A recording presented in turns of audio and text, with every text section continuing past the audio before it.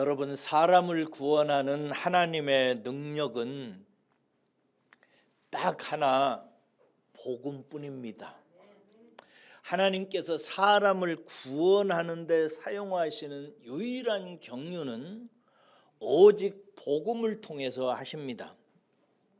이것 외에 아무것도 하나님은 사용하시지 않습니다. 오직 복음입니다.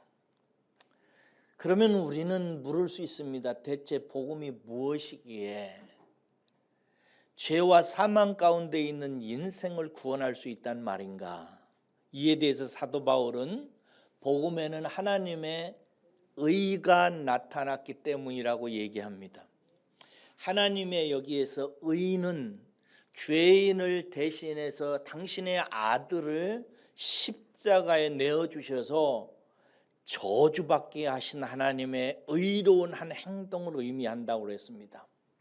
복음에는 저와 여러분들을 죄와 사망에서 구출해내려고 우리가 받아야 될 저주를 아들 예수 그리스도를 대신해서 받게 하신 하나님의 의로운 한 행위, 의가 그 속에 들어있어서 이 복음을 받아들이고 신뢰하는 자에게는 하나님의 능력이 나타나기 시작해서 믿음에서 믿음으로 자라나게 하시고 믿음의 사람으로 완성해 가십니다.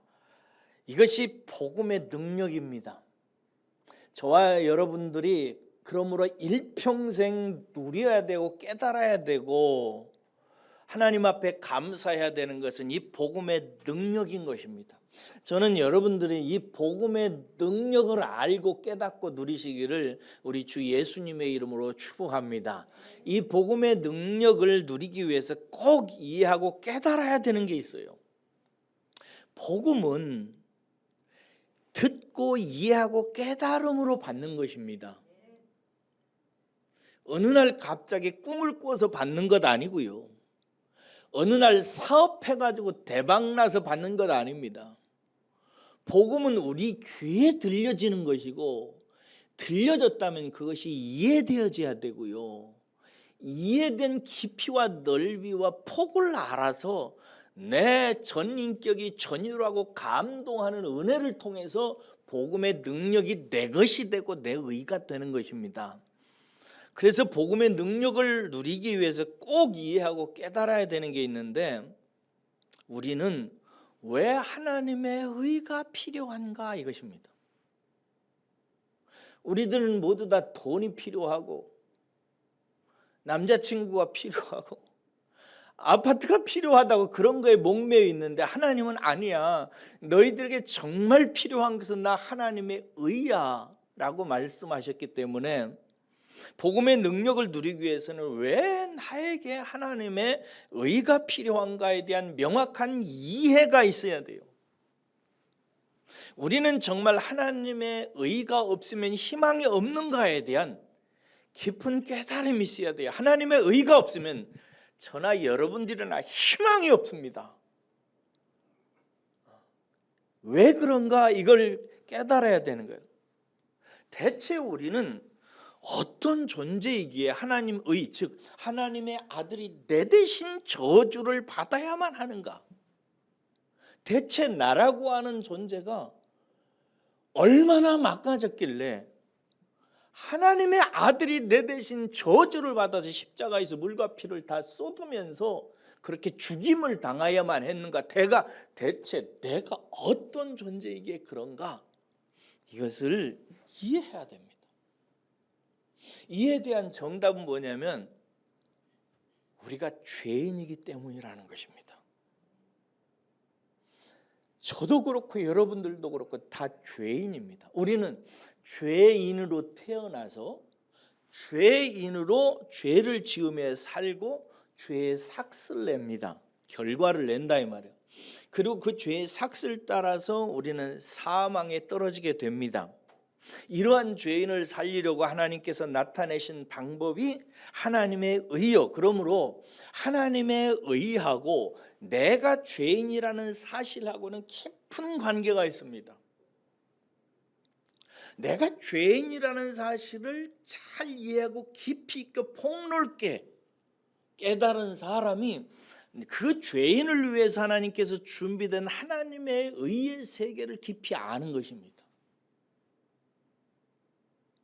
그래서 이제 몇 주간 동안 이 죄인에 대해서, 죄에 대해서 다루게 될 것입니다.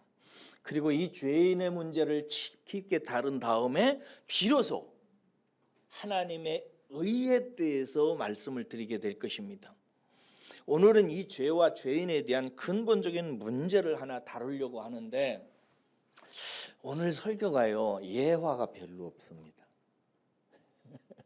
왜냐하면 다뤄야 될 내용이 많고 깊어서 그렇습니다. 예화는 다음 주일에 들어서 설명을 할 거고요. 오늘은 주로 이 진리를, 이치를 설명할 거예요. 근데 내용도 많습니다. 그래서 여러분들이 잘 이해하셔야 돼요. 좋으시면 끝장나는 것입니다. 졸지 마시고 집중을 하고 들으시고, 다 들으시고 나서도 잘 이해가 안 되는 부분이 있을 거예요. 이 부분을 충분히 이해하는 게 중요해요. 그래야 하나님의 의를 깨닫습니다. 깨닫기 위해서 반복해서 들으세요. 다행히 요즘에는 유튜브가 있어가지고 2번, 3번, 100번 다 들을 수 있습니다. 가서 듣고 또 들어서 오늘 이 죄에 대한 아주 중요한 그 문제를 다루는 이 부분을 이해하고 이제 죄 속으로 들어가려고 하니까 오늘 꼭 잘 들으시고 집에 가서 핸드폰으로든지 텔레비로든지 유튜브를 들으시고 반복해서 들으시고 이해하시고 다음 주일에 오시기를 바랍니다. 아시겠죠? 예, 그러시기를 바랍니다. 여러분, 하나님께서 하나님의 의로 우리를 구원하시기는 데 있어서 큰 문제는, 그 이유는 우리가 죄인이기 때문이에요. 그래서 하나님은 우리를 너희들이 죄인이다, 너희들은 죄 가운데 있다라는 사실을 깨닫게 하시려고 해요. 자꾸 이 죄를 깨닫게 하기 위해서 우리에게 주신 게 뭐냐면 율법이에요. 뭐라고요? 율법입니다. 요한일서에 보면 하나님께서 말씀하시기를 율법을 통해서 죄를 알게 하신다. 로마서에서도 그랬죠. 율법은 죄를 알게 한다고 로마서 3장 10절에 이렇게 되어 있습니다. 그래서 율법은 죄를 깨닫게 하기 위해서 하나님께서 주신 거예요. 그런데 이 율법을, 굉장히 많잖아요. 율법이. 이 율법을 압축해서 간단히 줄여놓은 것이 뭐냐면은 십계명이에요. 창세기, 출애굽기, 레위기, 민수기, 신명기까지 있는 율법을 쫙 줄여서 놓은 것이 10가지 계명으로 이렇게 되어져 있어요. 이 십계명의 앞에 4가지는 하나님과의 절대적인 관계를 설명하고 있고요. 나머지 5계명부터 10계명까지는 사람과의 관계예요. 이것을 얘기하고 있어요. 자, 오늘은 10계명의 4개의 계명을 이해하는 것이 굉장히 중요하는데요. 10계명 앞에 4가지 계명 다 외우시죠. 첫째가 뭐죠? 너는 나 외에 다른 신들을 내게 두지 말라. 간단히 말해서 너는 다른 신을 내게 두지 말라, 갖지 말라, 이 말이에요. 두 번째는 뭐냐면 너를 위하여 새긴 우상을 만들지 말라. 이렇게 우상 만들어서 모시고 이러지 말라는 거예요. 세 번째는 뭐냐면 내 하나님 여호와의 이름을 망령되이 일컫지 말라는 것이고요. 네 번째가 뭐냐면 안식일을 기억하고 거룩하게 지켜라, 이거예요. 다시 한번, 첫째, 너는 나 외에 다른 신을 곁에 두지 말라. 두 번째는 너를 위하여 다른 우상을 새겨 만들지 말라, 우상 만들지 말라. 셋째는 여호와의 이름을 망령되이, 망령됐다는 게 미쳤다는 말입니다. 망령되이 일컫지 말라. 네 번째는 안식일을 기억하고 잘 지켜라, 이게요.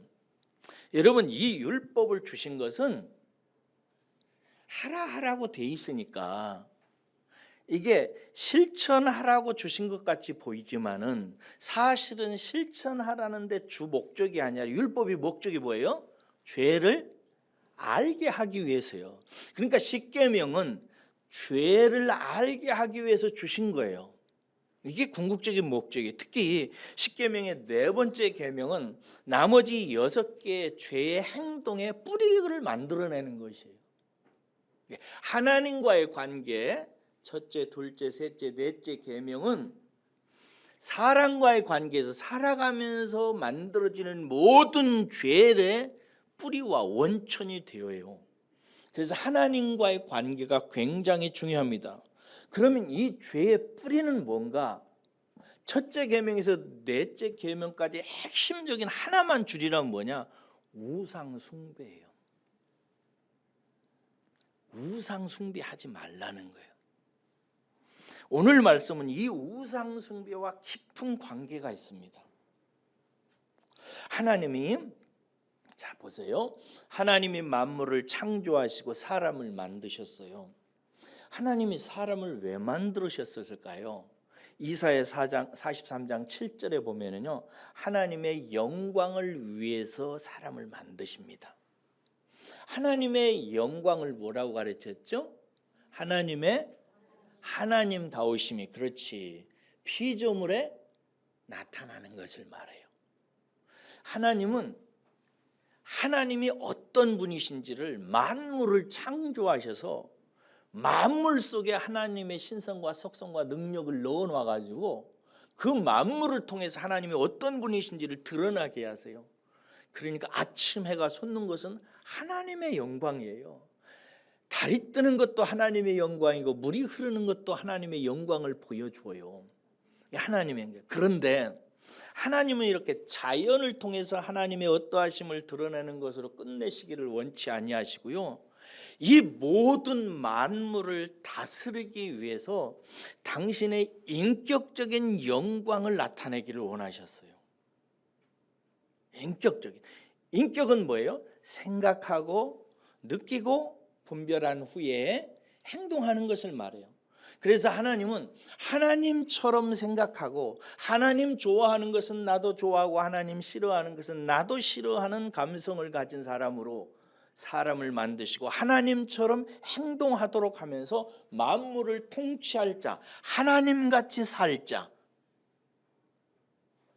하나님의 어떠하심을 나타낼 존재로 지으시기 위해서 사람을 하나님의 모양과 형상이라고 하는, 쉽게 말해서 하나님 닮는 그릇으로 창조하셨어요. 그래서 사람은 인격적인 하나님의 모양과 형상으로 창조됐습니다. 그래서 우리는 하나님의 인격을 잘 체득해서 하나님처럼 생각하고, 하나님 좋아하는 것 나도 좋아하고 하나님 싫어하는 것 나도 싫어하면서 하나님처럼 살도록 하나님과 같은 인생으로 우리를 복 주셔서 창조하셨으므로, 여러분, 우리는 얼마나 복된 사람입니까? 그런데 여러분, 이제 이 말을 제가 반복할 텐데 잘 들으세요. 이렇게 창조된 사람이 하나님의 영광을 나타낼 수 있는 3가지 조건이 있어요. 오늘 이거 굉장히 반복 많이 합니다. 우리가 하나님의 영광을 위해서 창조되었는데 그 하나님의 영광을 나타낼 수 있는 3가지 조건이 있다. 이게 충족되어져야 돼요. 첫째는 뭐냐?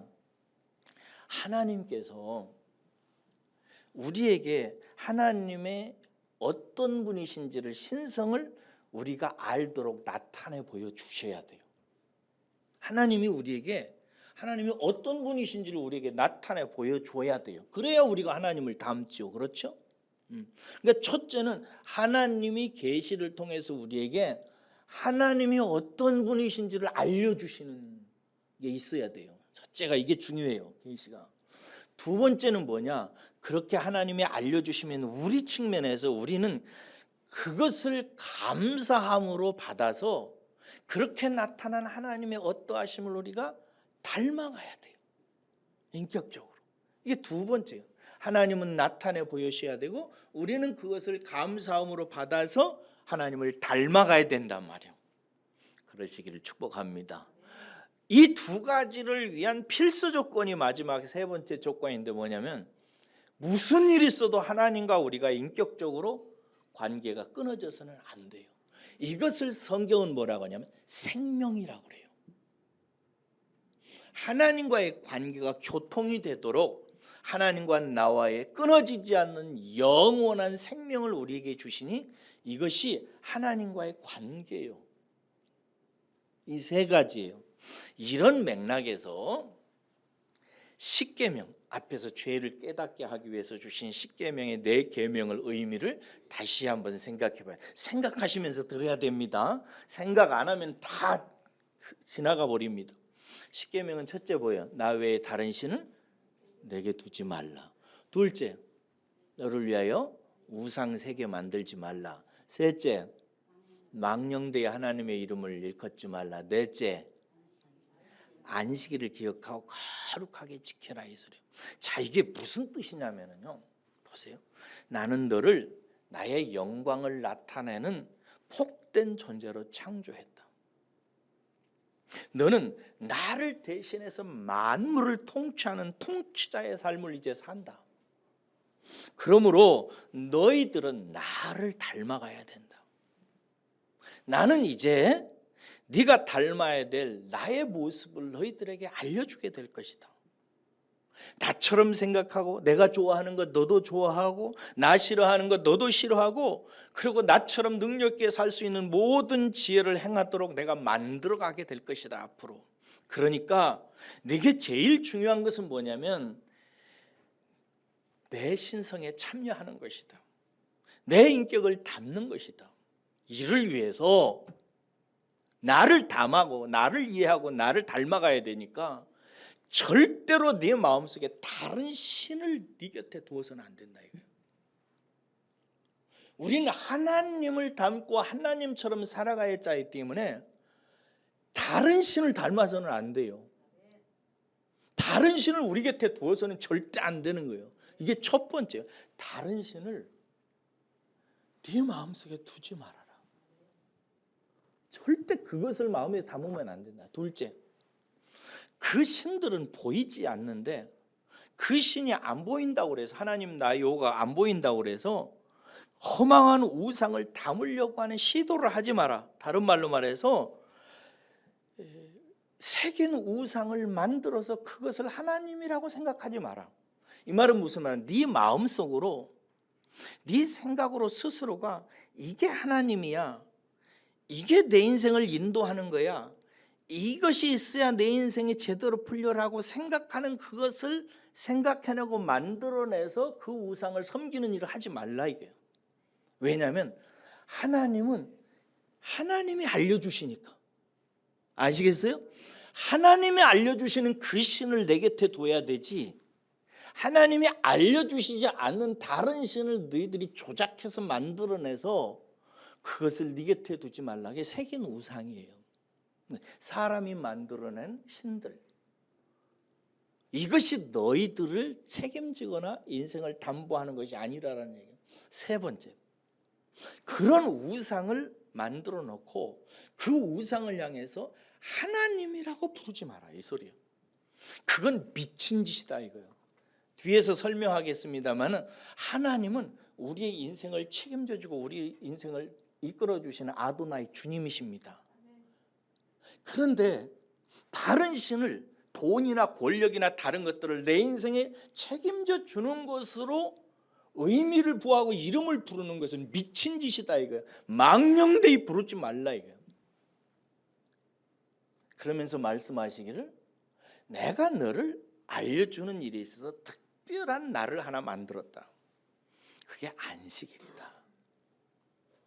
그 안식일을 내가 거룩하게 구별했으니 너도 거룩하게 생각하고 그날을 구별해서 그날은 너하고 나하고 만나서 내가 너에게 나를 알려주고 너로 하여금 나 여호와가 누구인지를 먹고 마시고 누리는 날로 지정해 놓을 테니까 그날을 꼭 기억하고 그날을 다른 날과 돈 버는 날과 다른 사람과 어울리는 날과 질적으로 다른 날로 다 구별해냈고 그날은 온전히 나 여호와 하나 여호와 앞에 나와서 하나가 되어서 하나님 여호와를 배우는 날로 삼아라 라고 말씀하신 거예요. 이해하시겠어요? 예, 하나님의 영광을 위해서 그러므로 우리의 가장 중요한 게 뭐냐? 하나님이 당신을 알려주실 때 감사함으로 받고 그 성품을, 그 인격을 하나님처럼 생각하고 하나님처럼 느끼고 하나님처럼 행동하는 법, 그 성품을 닮아가는 것입니다. 이를 위한 필수 조건으로 하나님과의 관계가 생명이고 그 생명 가운데서 교제하는 것이 중요한 거예요. 이것이 생명의 길이에요. 여기서 벗어나는 인격적인 삶을 성경은 죄라고 이렇게 얘기하는 것입니다. 죄는 뭐냐? 하나님을 떠난 인격적인 삶이에요. 따라서 하겠습니다. 죄는 하나님을 떠난 인격적인 삶, 하나님을 제쳐두고 내 스스로 내 생각과 내 감정과 내 삶을 꾸려나가는 것이 죄예요. 이것을 요한일서 3장 4절에서는 뭐라고 하냐? 불법이라고 그래요. 법은 뭐예요? 지켜야 되는 거잖아요. 법 안 지키면 어떻게 돼요? 형벌을 받잖아요. 하나님과 우리 사이의 법 중에 법이 뭐냐? 죄 가운데 사는 거예요. 하나님을 떠난 인격적인 삶을 사는 것이 불법이에요. 이건 하나님 앞에 그래서는 안 되는 것입니다. 이런 맥락에서 19절 이하를 이제 함께 보겠습니다. 지금까지 잘 이해하셨어요? 네, 그랬으면 됐습니다. 19절 이하를 보세요. 이렇게 하나님께서 말씀하신 후에 하늘로부터 웬일인지 하나님의 진노가 쏟아집니다. 18절 읽겠습니다. 시작. 하나님의 진노가, 18절 찾으십시오. 읽겠습니다. 시작. 하나님의 진노가 불의로 진리를 막는 사람들의 모든 경건하지 않음과 불의에 대하여 하늘로부터 나타나나니. 어려운 말입니다. 여기서 하늘로부터 나타난다는 말은 무슨 뜻이냐면 지속적인 자연재해를 말해요. 여러분, 하늘을 나타내는 히브리 말은 우라노스라는 말이 있습니다. 우라노스라고 그래요. 근데 이 우라노스, 하늘이라고 하는 히브리 말이 단수로 쓰일 때는 이렇게 자연적인 하늘을 말해요. 근데 우라노이, 복수로 쓰일 때는 하나님이 계신 전혀 다른 차원, 영적인 영계를 말하는 것입니다. 우라노이, 복수로 쓰이면 하나님이 계신 세계, 천국을 의미하고, 우라노스, 단수로 쓰이면은 우리가 보는 이 자연계의 하늘을 말하는 거예요. 근데 오늘 본문 말씀에는 우라노이로 쓰였어요. 그러니까 자연계를 말해요. 하늘로부터 하나님의 진노가 온다는 말은 무슨 뜻이냐면은 자연적인 재앙이 온다는 것이에요. 여러분, 자연 재앙은 대부분 다 하늘로부터 옵니다. 예. 그러므로 하늘로부터 하나님의 진노가 지속적으로 계속해서 온다는 거예요. 왜? 사람들의 모든 경건하지 않음과 불의 때문에라는 것입니다. 여기 경건이라는 말은 무슨 뜻이냐면요, 하나님을 경외하고 그의 뜻을 따라서 사는 삶을 경건이라고 그래요. 어떤 사람이 저 사람 참 경건해, 이 말은 하나님 두려워하는 마음, 경외하는 마음을 가지고 하나님의 말씀과 뜻을 따라서 사는 사람을 말해요. 다시 한번, 경건은 하나님을 경외하고 하나님의 뜻을 따라 사는 삶을 경건이라고 그래요. 불의는 뭐냐? 옳지 못한 것을 말하는데 하나님이 도저히 인정할 수 없는 행위를 말합니다. 불의예요. 그런데 여기 보니까 불의한 사람이, 경건하지 않은 사람이 진리를 막는다, 이렇게. 이게 막는다라는 말은 억누르다, 억제하다, 움켜쥐고 놓아주지 않는다, 이런 뜻이에요. 왜 하늘로부터 왜 진노가 오느냐? 하나님을 경외하고 그 뜻대로 살지 않는 불의의 사람들이 진리를 짓누르고 진리를 움켜잡고 진리가 역사하지 못하도록 방해하는 일 때문이라는 것입니다. 이게 무슨 말인가? 19절 이하는 사람들의 불경건과 불의가 무엇인지를 말해줘요. 19절에서 20절 읽겠습니다. 자, 좋으시면 안 됩니다. 정신 바짝 차리셔야 됩니다. 혀를 깨무세요. 그리고 일어나세요. 19절에서 20절까지 보겠습니다. 시작. 이는 하나님을 알만한 것이 그들 속에 보임이라. 하나님께서 이를 그들에게 보이셨느니라. 창세로부터 그의 보이지 아니하는 것들 곧 그의 영원하신 능력과 신성이 그가 만드신 만물에 분명히 보여 알려졌나니 그러므로 그들이 핑계하지 못할지니라. 대략 뜻을 이해하시겠죠? 먼저 제가 드린 말씀을 다시 한번 반복합니다. 하나님이 우리를 창조하셔서 하나님의 영광을 나타내는 하나님의 대리자로 살기 위한 세 가지 조건이 있다고 그랬어요. 그것은 뭐라고 그랬어요? 하나님이 먼저 우리에게 당신의 신성을 보여주셔야 돼요. 나타내요. 모든 만물을 통해서 하늘과 땅과 자연과 이치를 통해서 하나님은 하나님이 어떤 분이신지, 얼마나 능력과 신성이 뛰어난 분이신지, 하나님이 얼마나 놀라운 분이신지를 하나님은 계속해서 보여주셔야 돼요. 그렇게 보여주실 때 우리는 어떻게 해야 된다? 우리 편에서 감사함으로. 여러분 얼마나 다행입니까? 하나님께서 만물을 통해서 우리에게 하나님을 보여주시고 나의 아버지요 내가 닮아가야 될 위대한 하나님을 알 수 있도록 나타내 보여주시니 얼마나 감사해요. 그 감사하신 하나님의 계시에 대해서 기뻐하면서 인격의 내 그릇에 담아서 내가 생각하는 것, 느끼고 결정하는 것을 하나님의 신성을 담는 쪽으로 우리가 반응해야 된단 말이죠. 그런데 여기서 하나님이 선언하세요. 뭐라고 선언? 나는 만물을 통해서 나는 너희에게 나를 알렸다라는 거예요. 나는 태초로부터 계속해서 너희들에게 만물을 통해서 나 여호와가 어떤 분이신지를 계속해서 알려주셨고 안 알려주었던 시절이 없었다라고 얘기해요. 그런 뜻이에요. 그래서 만물을 보면 나의 능력과 신성을 알 수 없다라고 말씀하시면서 어떤 애들이 말하기를 언제 당신이 당신의 영광을, 당신의 존재와 당신이 살아계신 것, 당신이 어떤 분이신지 우리에게 언제 알려주셨습니까? 라고 물을지 모른다. 그러나 너희들은 절대 핑계할 수가 없다라고 단정을 하십니다. 여기 보세요, 여러분.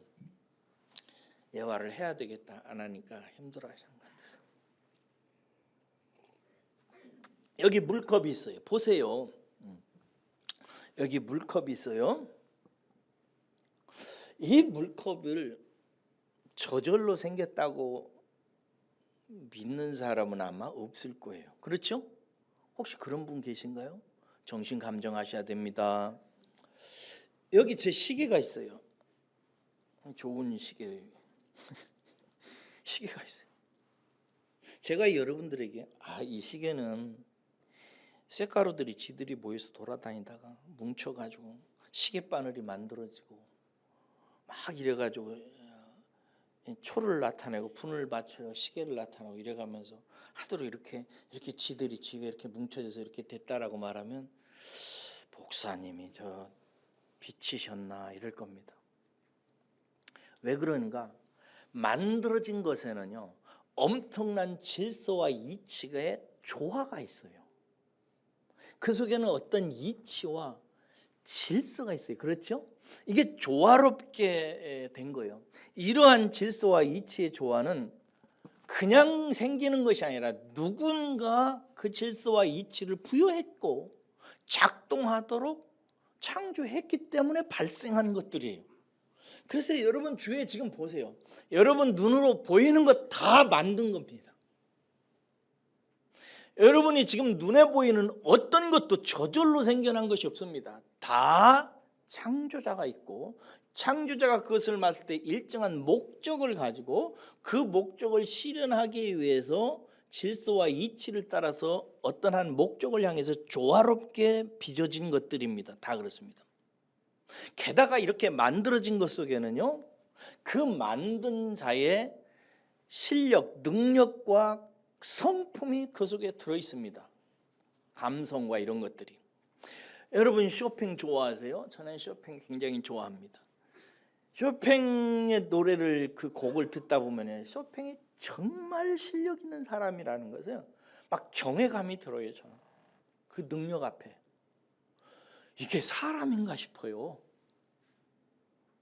얼마나 아름다운지. 그래서 쇼팽의 곡을 들으면 쇼팽의 능력과 그 곡을 들어보면 그 쇼팽이 얼마나 풍성한 감성을 가지고 있는 사람인지, 얼마나 마음의 정서가 아름다운지를 다 느끼는 건 아니고 감상할 줄 아는 사람은 느껴요. 고흐라고 하는 사람 아시죠? 그림 그리는 사람. 고흐의 그림 해바라기나 뭐 이런 거 보셨죠? 고흐 그림 보면은요 강렬한 색채를 씁니다. 그리고 붓을 진 이기듯이 발라서 그림을 그려요. 그래서 고흐의 그림을 가만히 계속 보아보세요. 강렬한 그의 표현 속에서 강렬한 그의 인생의 고민과 아픔과 눈물과 강렬한 감성이 내 속에 스며들기 시작해요. 모든 게 다 그래요. 이러한 세계를 누가 부인할 수 있겠어요? 쇼팽이나 고흐의 그림을 보거나 어떤 그 가수의 노래를 들으면서 저 속에는 저 사람의 세계가 전혀 없어. 그냥 저것은 그냥 물리적인 현상일 뿐이야, 소리일 뿐이야 라고 말할 사람이 어디 있겠어요? 노래 한 곡을 들어도 우리는 그 노래가 만들어졌고 그 노래를 가만히 들으면 그 사람의 실력에 감탄하게 되고 능력에 감화받아요. 그리고 그 실력과 능력을 통해서 나타나는 조화되는 음률 속에서 우리는 아름다움과 기쁨과 슬픔과 감성을 풍성하게 누려요. 이와 비교할 수 없는 질서와 이치로 조화를 부리시는 분이 하나님이시요. 그리고 이 하나님에서 만들어진 창조물이 만물입니다. 우리는 하늘과 땅과 바다와 산과 동식물을 볼 때 하나님의 능력을 느껴요. 정말 대단한 세계다. 밤하늘의 뭇별들을 보고 하늘을 보고 구름을 보세요. 정말 신비하게 이를 데가 없습니다. 어느 날 그 하늘에서 우르릉 쾅쾅하고 천둥이 치면 우리의 감정이 깜짝 놀라면서 일어납니다. 어느 날 창문을 열고 바깥 창문을 봤는데 눈이 하얗게 쌓였어요. 우리는 모두 다 그 순간에 와, 하얀 눈이 내렸네. 이제 보름만 지나보세요. 마른 가지 끝에서 새순들이 나와서 연한 새순. 한국 사람들은 참 복도 많아요. 사철이 분명해가지고 이게 그냥 찬란하게 드러납니다. 이걸 보면서 와, 봄날이다 이렇게 느껴요. 여러분, 사람은 다 이 느낌을 줬습니다. 이게 뭐냐? 그분의 신성과 신적 성품의 풍성함이 내 속에 젖어들고 있기 때문에 말로 하지 않아도 그 능력이, 그 신비가, 그 감성이 우리 안에서 늘 폭발합니다. 느껴요. 하나님은 말씀하십니다. 아무도 핑계할 수 없어. 너 다 느꼈잖아. 너 그때 놀랬잖아. 너 그때 이 세상의 신비에 대해서 네가 감탄했잖아. 그리고 네 스스로 생각했잖아. 와, 이것들이 어떻게 이렇게 생겨났을까? 핑계할 수 없다고 하나님께서 말씀하십니다. 진리가 하늘에서 소리치고요, 물속에서 속삭이고요, 꽃의 향기로 코로 들고요. 진리가 사람들의 노리스로 우리 귀로 진리가 들어오고 있습니다. 하나님이 계시다고, 핑계할 수 없다고. 이렇게 진리가 소리치는데도 불구하고요, 불의로 진리를 움켜쥐고 짓누르는 놈들이 있습니다. 이 나쁜 놈들인데, 어떤 놈은 침팬지와 사람의 얼굴과 행동이 좀 비슷하다고 그래가지고 기어코 진화론을 억지로 만들어냈습니다. 루시라고 불리는 오스트랄로피테쿠스라고 하는 화석이 발견된, 아세요? 화석이 발견돼 가지고 난리를 쳤어요. 루시가 인류의 조상인 오스트랄로피테쿠스의 조상이다. 나중에 가짜로 판명됐습니다. 이미 원숭이와 인간으로 전이되는 화석들은 전부 다 가짜로 분류됐습니다. 진짜가 없어요. 그런데도 불구하고 교과에서 써놓고 억지로 주입시키고 공부시킵니다. 성경은 말합니다. 하나님께서 종류대로 창조했다고, 창세기에서. 그래서 종과 종 사이에는 진화가 일어날 수 없어요. 그런 증거는 하나도 없습니다. 그런데 진화했다고 얘기해요. 무려 47만 명이나 샘플을 가지고 유전자를 검사해가지고 동성애자가 후천적이라고 나중에 만들어졌다고 얘기하는데 그냥 고집을 부리고 여전히 선천적이래요. 몇만 명을 조사했다고요? 47만 명.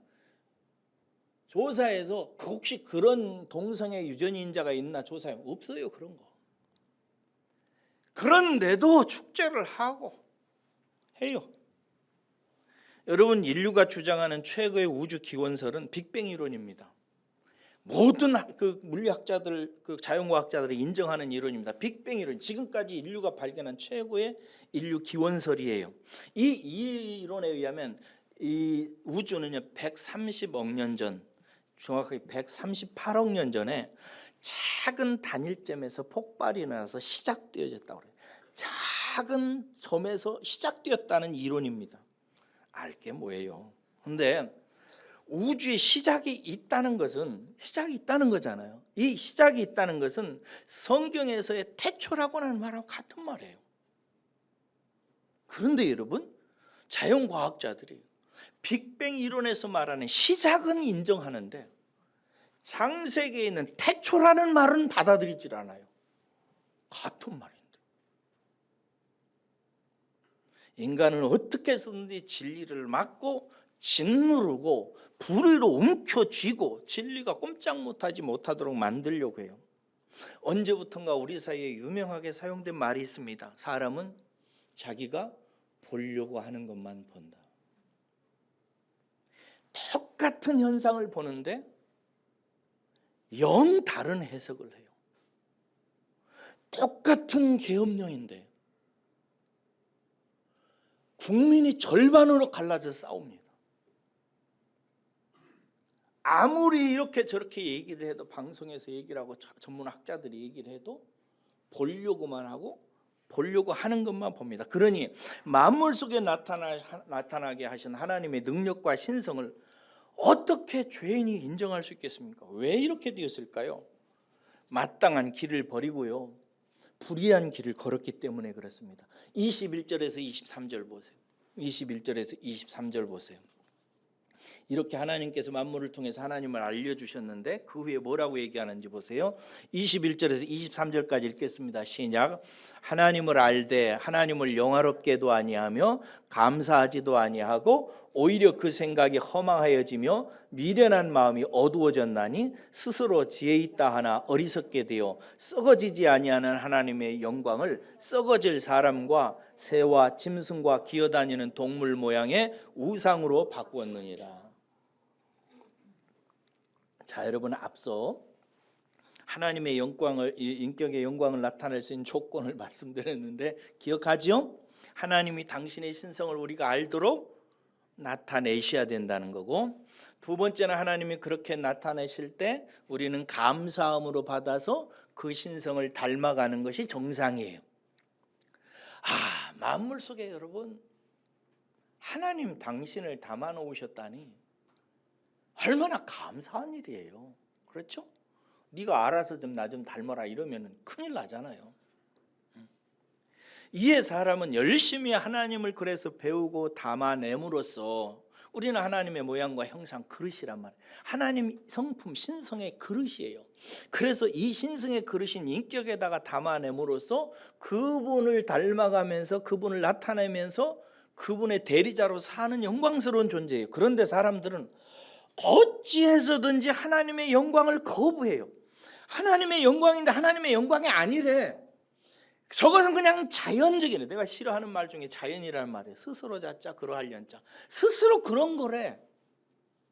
하나님은 영광이라고, 그게 나의 모습이라고. 저 속에서 나를 발견하고 나를 누리고 나를 닮아가라고 하는데 그거 아니라고. 그건 자연스럽게 된 거라고 얘기를 하는 거예요. 불의로 진리를 막아요. 어떻게 해서든지. 여기서 불의로 진리를 막는다라는 말을 직역하면 무슨 뜻이냐면 불의로 진리를 움켜쥐고 있다고 그래요. 꼭 움켜쥐고 손을 펴지를 않아요. 나는 이거 쥐고 살 거야 이렇게. 왜 이렇게 됐을까요? 여러분, 사람은 보려고 하는 것을 봅니다. 자기가 관심 없고 생각이 없으면 보려고 하지도 않고 알지도 못하고요. 깨달을 수가 없어요. 그 세계는. 왜 인간이 이렇게 됐을까요? 왜 이렇게 악을 쓰고 하나님이라면 부인하려고 덤벼드는 걸까요? 전도를 하다 보면 하나님 얘기하면 불편해져 벌써 마음. 여러분, 불편한 사람에게 하나님의 말씀이 들어가겠어요? 안 들어가요. 들어갈 수가 없어요. 오늘 21절 23절 다시 볼게요. 왜 그렇게 됐냐? 오히려 그 생각이 허망하여지고 미련한 마음이 어두워졌나니 스스로 지혜 있다 하나 어리석게 되어 썩어지지 아니하는 하나님의 영광을 썩어질 사람과 새와 짐승과 기어다니는 동물의 우상으로 바꾸었기 때문이라는 얘기예요. 자, 설명할게요. 미련하다라고 말이 여기 나와 있어요. 미련하다는 말은 히브리 말로 이 말이 이해해야 돼 중요하기 때문에 그냥 히브리 말 설명할게요. 히브리 말로 아쉬네토스라고 해요. 뭐라고요? 음식이 쉬는구나 이런 뜻이에요. 아쉬네토스 이래요. 근데 이 아쉬네토스라는 말은 아라는 말하고 쉬네토스라는 말하고 합해진 말이에요. 복합어예요. 아라는 말은 뭐냐면 부정접두예요. 이게 예를 들어서 우리말에 이렇게 하잖아요. 가능하다는 말 앞에 부정접두인 불을 붙이면 불가능하다 이러잖아요. 반대로 되잖아요. 쉬네토스라는 말은 지혜롭다는 원어예요. 지혜롭게 한다 이런 데. 근데 아쉬네토스니까 어떻게 된다는 거예요? 지혜롭지 못하다 이런 뜻이에요.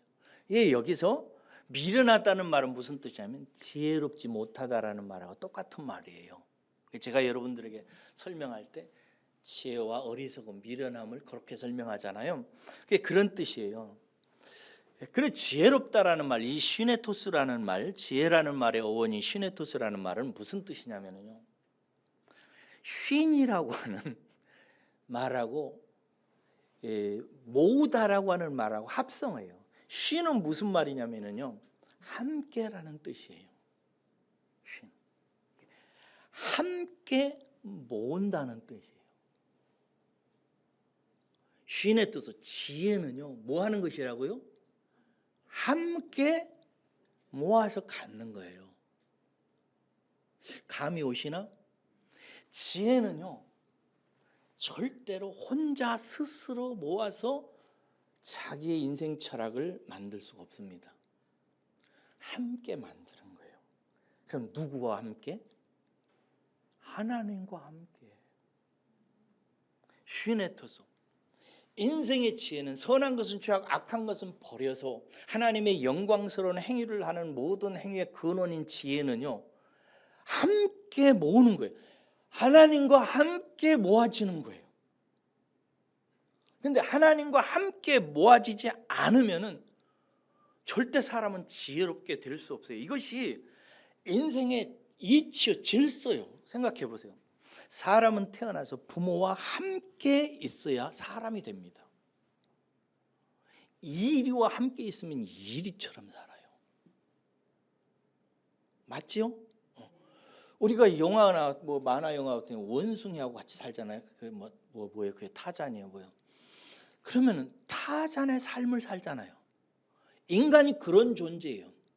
인간은 부모와 함께 자라면서 사람으로 만들어지는 존재예요. 그게 부모와 함께 인간은 사람.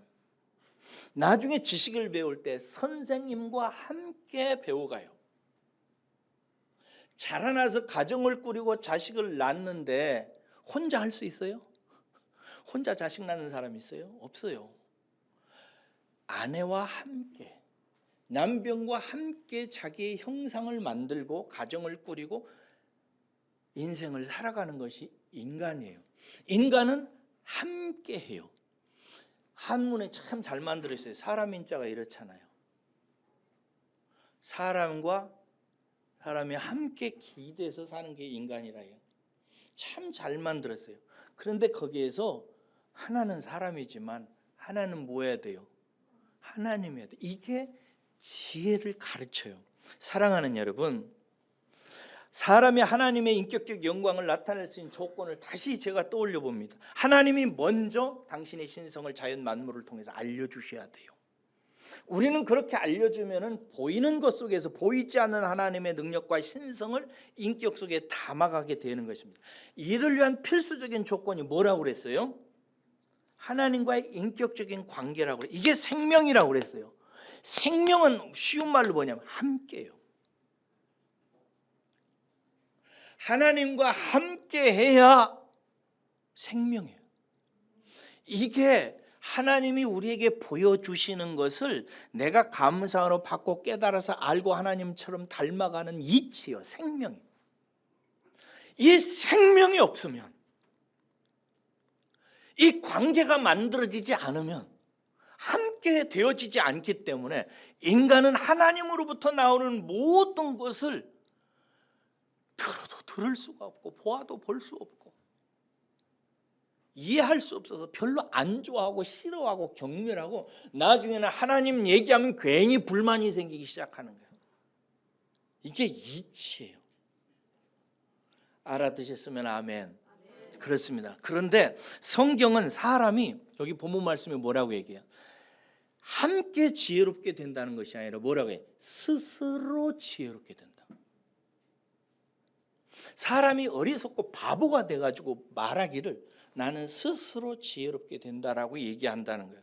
그래서 인간의 어리석음의 이유는 하나님을 그렇게 싫어하고 진리를 움켜쥐고 방해하고 막고 싫어하는 이유는 뭐냐면 함께 원리를 버리고 스스로의 길을 가기 때문에 그래요. 이것을 만든 놈이 있어요. 아담이에요. 아담도 하와도 좀 욕을 붙이고 싶은데 여자에게는 안 붙이더라고.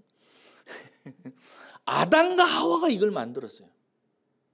그래서 하나님의 말씀을 듣지 아니하고 우리 스스로 선악과를 선과 악을 판분별해서 내가 해 보면은 지혜롭기도 하고 뭐 행복하게도 살 것 같기도 하고 형통할 것 같기도 하니까 스스로의 길을 걸어간 게 된 것입니다. 여러분 함께의 삶을 그러므로 사랑하는 여러분 이 원리를 소중하게 생각하셔야 돼요. 그리고 함께 사는 법을 터득하세요. 가장 고집 세고요. 가장 엉뚱한 길로 가는 사람의 특징이 있어요. 나 스스로 하겠다는 거예요. 어렸을 때부터 공부 못하는 놈들의 특징이 있어요. 자기 혼자 공부하려고 하는 거예요. 선생님 말씀을 잘 안 들어요. 서서히 사람이 자라나면서 무슨 말을 하냐면 내가 할게 이래요. 이런 애들 치고 공부 제대로 하는 애가 없어요. 성격이 제대로 박히는 사람이 없어요. 성도도 마찬가지입니다. 나는 하나님 없이는 못 살아요. 이렇게 얘기할 줄 아는 사람이 그 사람 하나님 알아갑니다. 예수님 없이 나는 살 수 없어요. 예수님이 내 생명이에요 라고 하는 사람이 예수님 알아가는 거예요.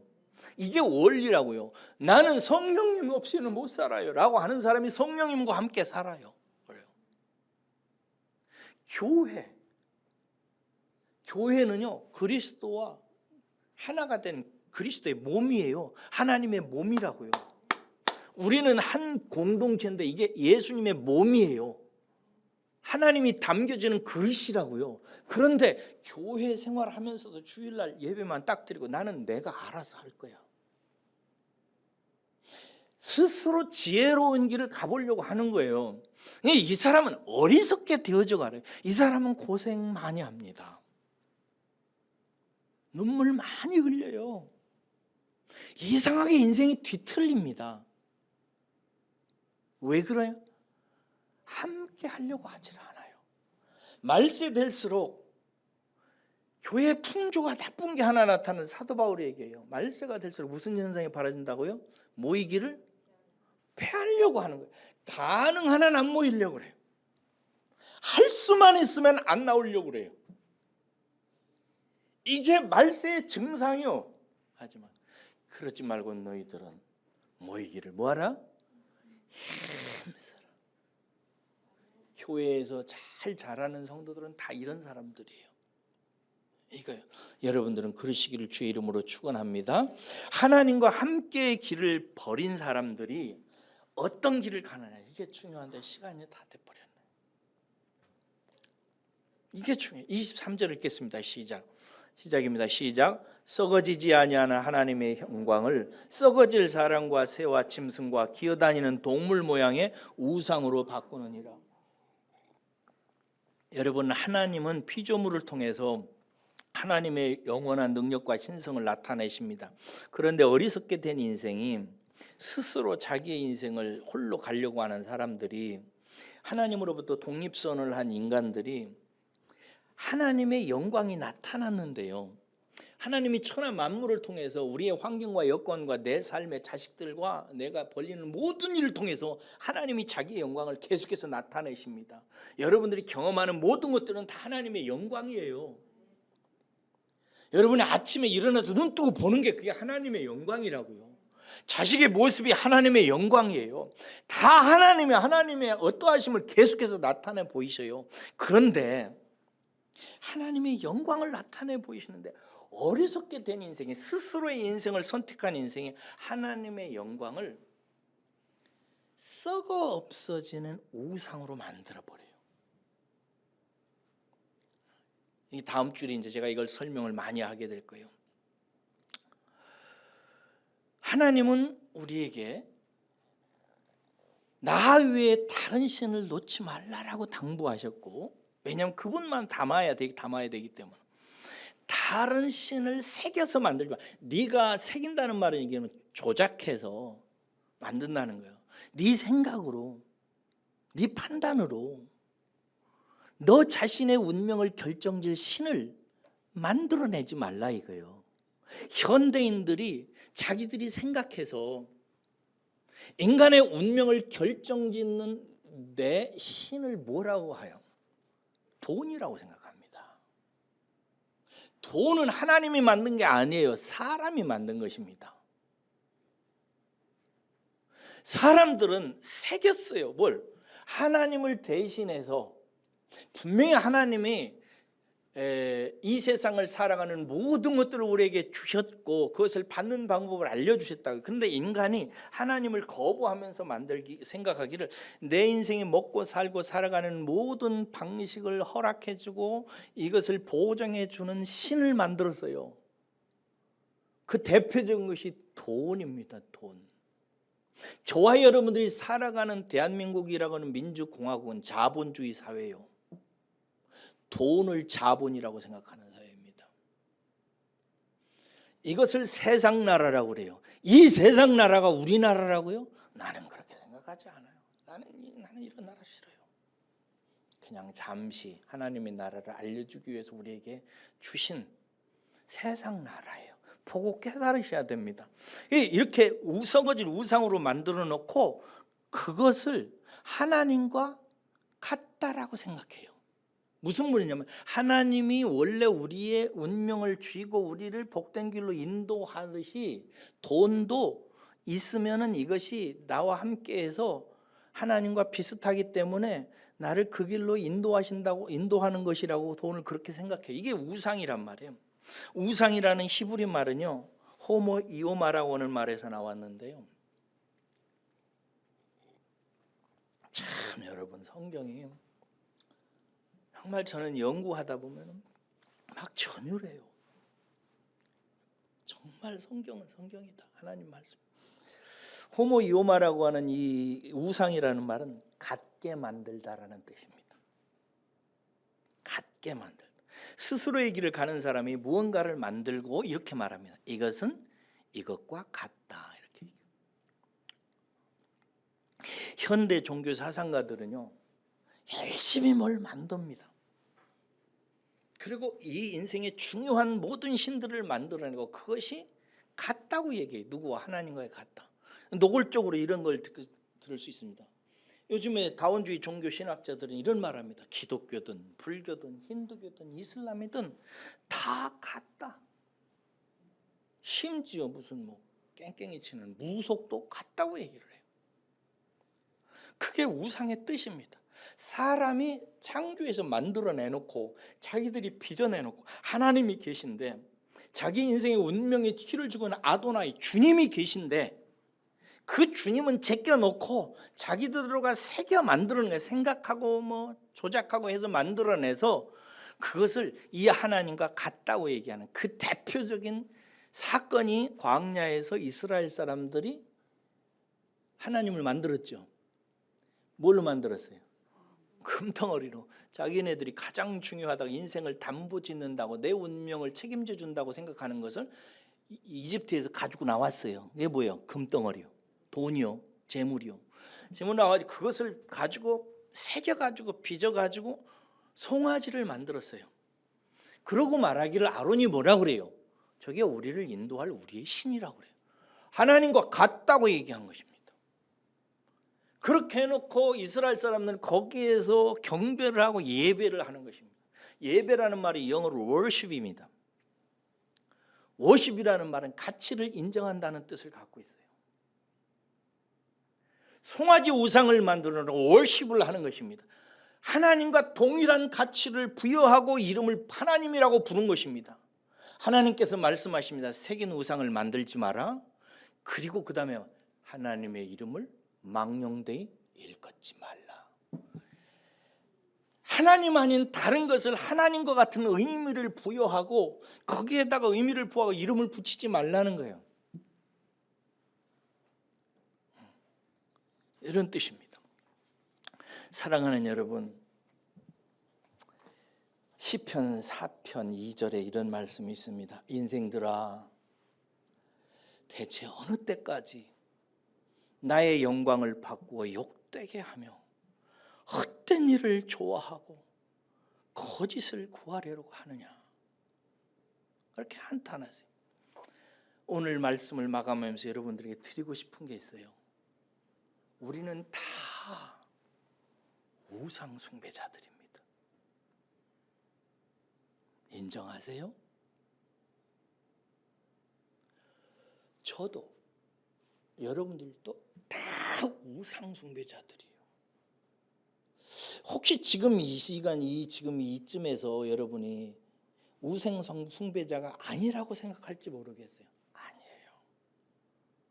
제가 신학을 몇 년 하고 학사가 되고 석사가 되고 목회를 5년 동안이나 열심으로 하고 나서 하나님께 들은 이야기가 있어요.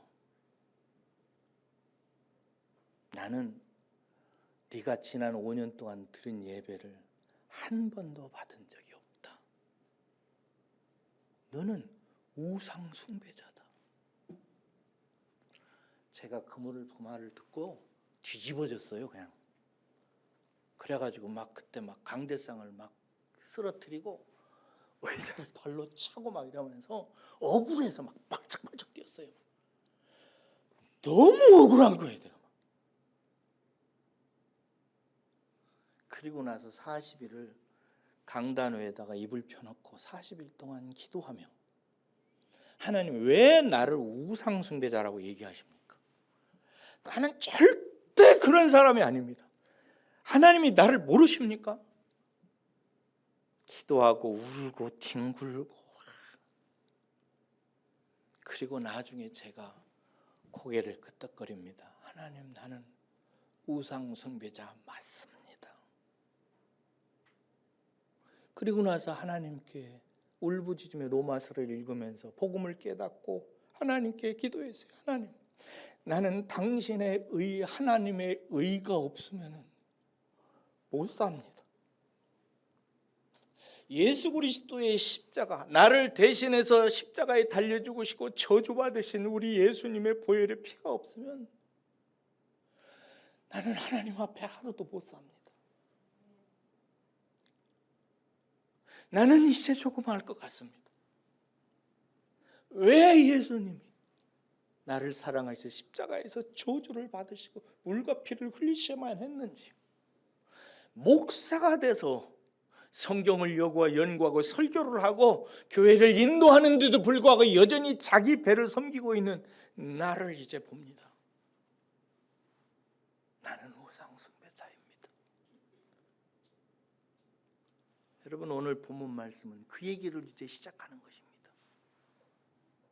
모두에 말씀드렸습니다. 하나님이 사람을 구원하는 것은 복음뿐입니다. 복음은 사람을 구원해요. 그 복음 속에 하나님의 의가 들어있기 때문에 그래요. 왜 하나님의 의를 로마서는 붙들고 있는가? 사람이 죄인이기 때문이라는 거예요.